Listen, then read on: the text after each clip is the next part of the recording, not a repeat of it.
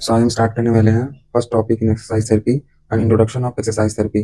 So exercise therapy एक physiotherapy का mechanism है, एक थेरेपेटिक एक्सरसाइज है और मैकेनिज्म है जिससे हम इंजरी और डिजीज और वे ऑफ लिविंग को रिकवर प्रमोट कर सकते हैं, रिकवर कर सकते हैं और रिहैब कर सकते हैं। So exercise therapy is a means of accelerating the patient recovery from injury and disease which have altered his normal way of living.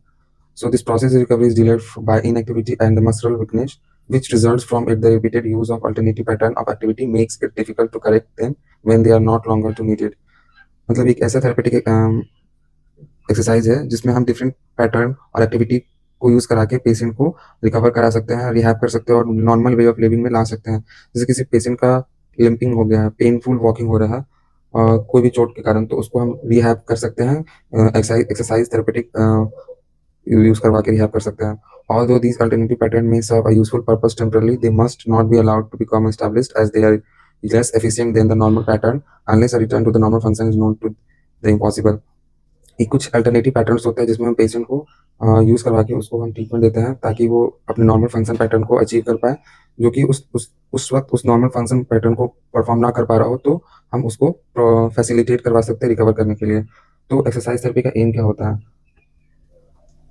तो इसको हम ट्रीटमेंट में यूज कर सकते हैं to promote activity whenever and wherever it is possible to minimise the effect of inactivity. तो exercise therapy एक ऐसा टेक्निक है जो हम जिस किसी पे भी और कहीं पर भी हम यूज कर सकते हैं, और जो भी पेशेंट इनेबल है और उसके फंक्शनल एक्टिविटी डिक्रीज हो गई है तो उसको हम प्रमोट कर सकते हैं, फैसिलिटेट कर सकते हैं to correct the inefficiency of specific muscle group and regain normal range of joint movement without delay to achieve efficient function movement. हम किसी भी जॉइंट के मूवमेंट को, फंक्शन को, रेंज ऑफ मोशन को बिना डिले किए हुए हम उसके प्रॉपर रेंज ऑफ मोशन और मसल कॉन्ट्रैक्शन तक पहुंचा सकते हैं ताकि वो प्रॉपर वर्क कर पाए और मूवमेंट कर पाए बॉडी के हर हर मसल और हर joint. To encourage the patient to use the ability he has recognized in the performance of normal functional activity and so accelerate his rehabilitation। हम पेशेंट को डिफरेंट एक्टिविटी करवा के, परफॉर्मेंस करवा के उसको हम उसकी फंक्शनल एक्टिविटी को एक्सेलरेट कर सकते हैं ताकि वो इजीली रिहैब हो सके।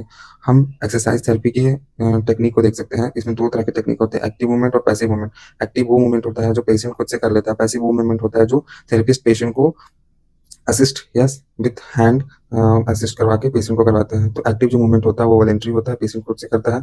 इसमें भी असिस्टेड होता है, पेशेंट वर्बली बोल सकता है, फ्री हो सकता है, पेशेंट बिना रेजिस्टेंस के लगाए करवा सकता है। असिस्टेड रेजिस्टेंस हो सकता है, मतलब पेशेंट मूवमेंट कर रहा है, थेरेपिस्ट उसको रेजिस्टेंस लगा रहा है, या फिर कोई अनदर ऑब्जेक्ट से हम रेजिस्टेंस लगा रहे हैं, या फिर रजिस्टेड एक्सरसाइज भी हो सकता है।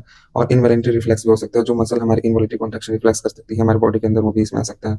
पैसिव मूवमेंट वैसे मूवमेंट होते हैं जो रिलैक्स पैसिव मूवमेंट भी होते हैं। जब हम कोई भी मूवमेंट नहीं कर रहे हैं तो हमारे ऑर्गन इंटरनल विसरास भी मूवमेंट कर रही होती है, जैसे लंग्स, हार्ट, इसे मूवमेंट कर रहे होते हैं। इसमें हमारा कंट्रोल नहीं होता है, इनवॉलंटरी मूवमेंट वो करते रहते हैं, जैसे हार्ट हो गया, कार्डियक मसल हो गया।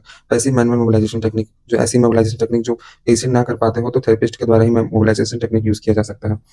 अब एक्सरसाइज थेरेपी को हम डिफाइन कर चुके हैं, तो ये इतनी दूर तक आप एग्जाम में लिख सकते हो। तो एक शॉर्ट में आता है व्हाट इज एक्सरसाइज थेरेपी, तो ये आप लिख के उसमें अच्छे मार्क्स गेन कर सकते हो।